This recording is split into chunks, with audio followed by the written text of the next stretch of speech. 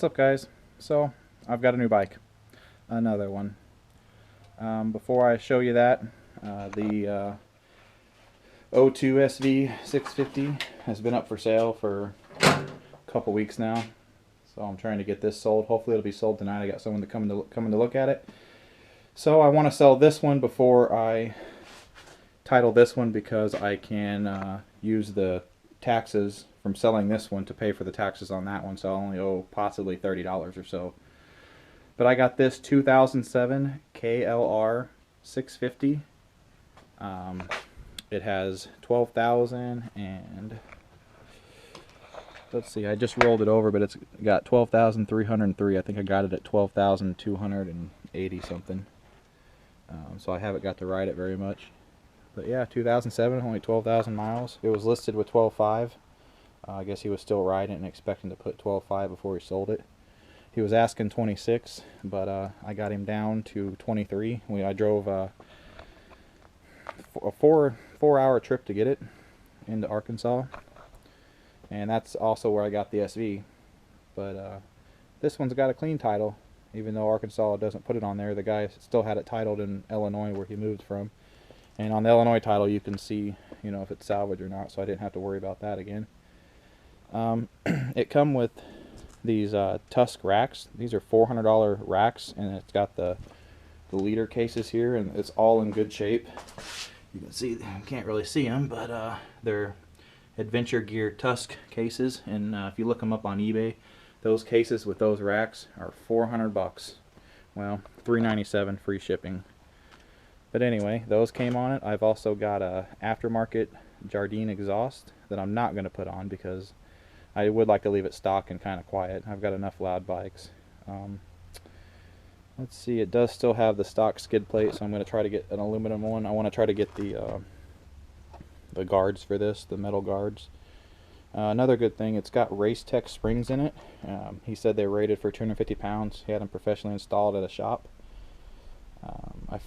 I think it said they had the cartridges. I'm not sure.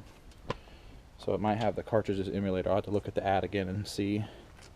But there's really nothing that it needs. We went to see it, and he hadn't done much after the winter of it sitting, but he cleaned the carb before I got there. It wasn't quite running right. It seemed like it was running a little rich. But it did run. There was no sounds from the motor. Everything was really taken care of really well. I mean, there's some nuts and bolts, or you know, the bolts missing from up here, a few of them, but had zip ties. Someone ordered a whole nut and bolt kit for it. But if you've ever owned one of these, you'll know that the nuts and bolts just rattle out constantly. It was pretty well kept up. The chain does need taken off and degreased and cleaned. It looks like it's a good shape. The sprockets look brand new. The chain just looks like he's just got a lot of oil on it, so I'm going to go ahead and clean it up. But wait for the diesel to go by. Anyway, I'm going to get everything really cleaned up. I pretty much brought it home. We took the carb off, re-cleaned the carb, made sure all the little passages were clean, and it had a adjustable clip in it, and he told us he did the 2-cent mod or 2-penny mod, where you put 2 washers on the clip. But I don't think he knew that the clip wasn't stock. The clip was an adjustable clip, and you don't need washers on an adjustable clip, because you know the clip's adjustable. You shouldn't have to you only put washers on a clip that's not adjustable. So pretty much the only time you put a washer on there is if you need to move up like half a setting, you know, half a clip, so you could be half a clip richer, you know, run half a clip rich, and then you can move up a full clip if you need to, and then another half a clip if you need to get it perfect. So we took all that out.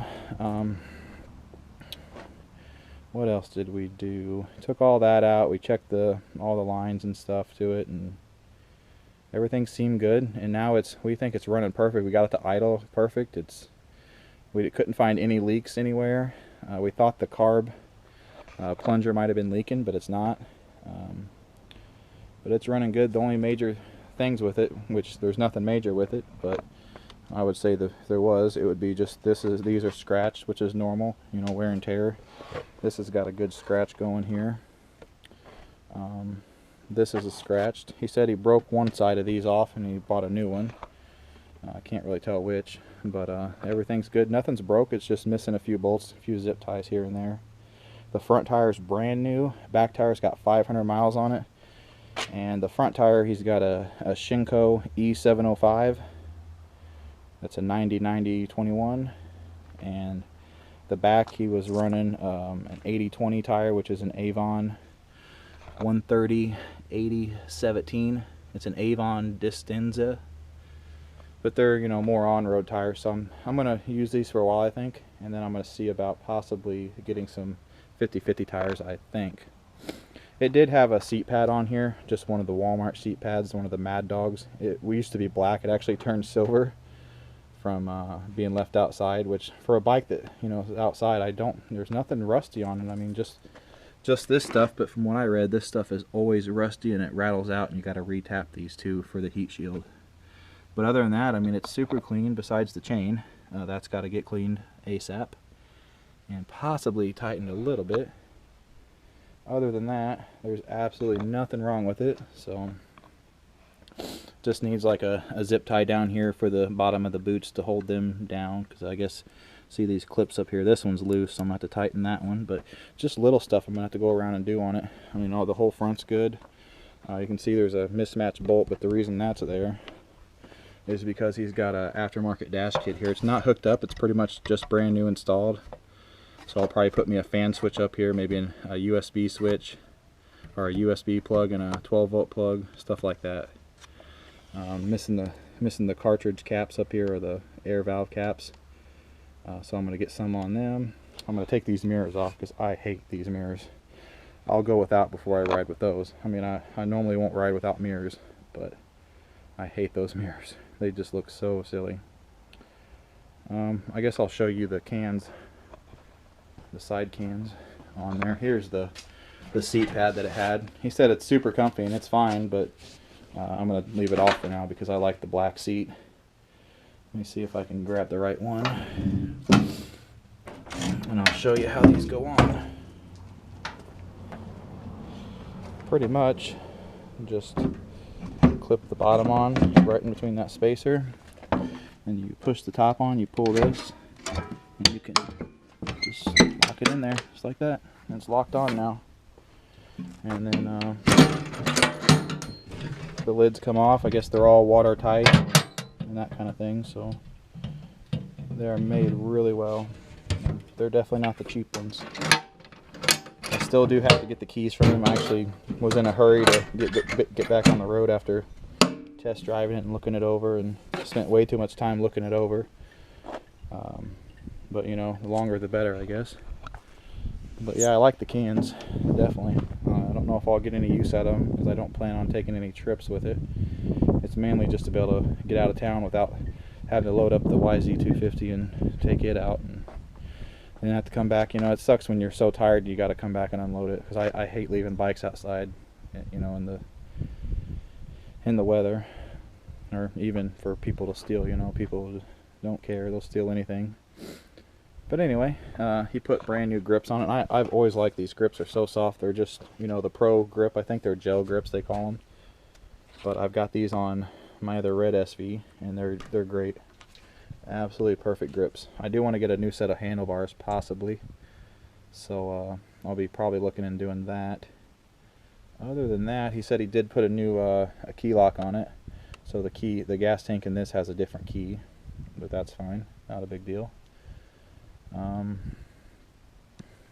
Really, there's nothing wrong with it at all. Pretty much, I'm going to replace the fuel line and put a fuel filter on there. The tool kit's all here. I took it out and looked at it. It's all there. You know, these things just kind of bow up, but it's all there. But yeah, there's just nothing wrong with it. I don't know. It's a good bike. I'm pretty happy to own it. You can see it. The guy lived in Illinois, but he was a cool dude and gave me a good deal on a good bike, and he was telling me everything he knew about it, and pretty straightforward dude. So you finally get to meet one of those when you're out buying a bike. Usually it's somebody that, you know, you'll go up to see their bike and they won't tell you anything about it. You know, they want you to look at it and find out things on your own, and that's really not cool. I wouldn't do that to somebody. You know, if I'm selling, like I'm selling this bike, I'm gonna, you know, tell them anything that's wrong with it, or anything, you know, where there's a little scratch or a scuff or a crack. But yeah, I'm just so stoked to own this now. I've been wanting an Enduro for so long. Since I've got a dirt bike, I wanted an on-road dirt bike. My next mission is to get the guards, like I said, the skid plate. I want to get some off-road tires. Some other little things, you know. I want to take that exhaust off and repaint it because it's getting a little rusty in the front. And I want to retap that heat shield to be a little bit more secure. It's been retapped once, so I don't know what's going to happen with that. I should be able to do it again. Or at least maybe add a washer there, because I think it rattled a little bit looser after he put a washer under it. But yeah, it runs great, and I guess I'll start it up now and let you hear it run. I may have took the keys in, but I'll run, turn the camera off, and I'll run and grab my keys. Alright, so I went and got my key. This isn't a cold start. I just got back probably 15 minutes ago, so it's definitely not a cold start, but I will get one of those up shortly here. Yeah, I've got 3 keys, and I think 2 of them are for the gas tank. Yeah, there's the gas tank key. Definitely gonna take one of them off there because that'll be annoying. That looks like the other key. Okay. Oh, maybe I've got 2 ignition keys. Yep, got 2 ignition keys and 1 gas tank key. But anyway, I've never seen a bike with a double kill switch. It's kind of weird. It goes both ways. But let's see, it's in neutral and should be good to go. Like I said, definitely not a cold start, but it does run really good.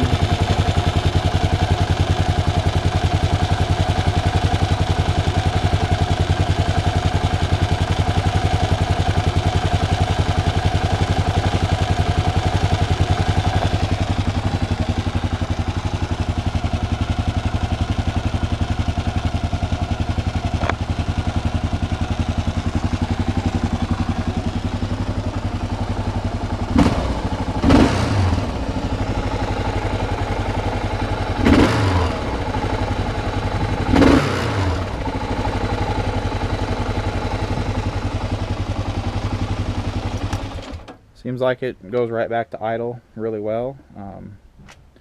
Starts up easy. I haven't got a cold start since we've got the carb done.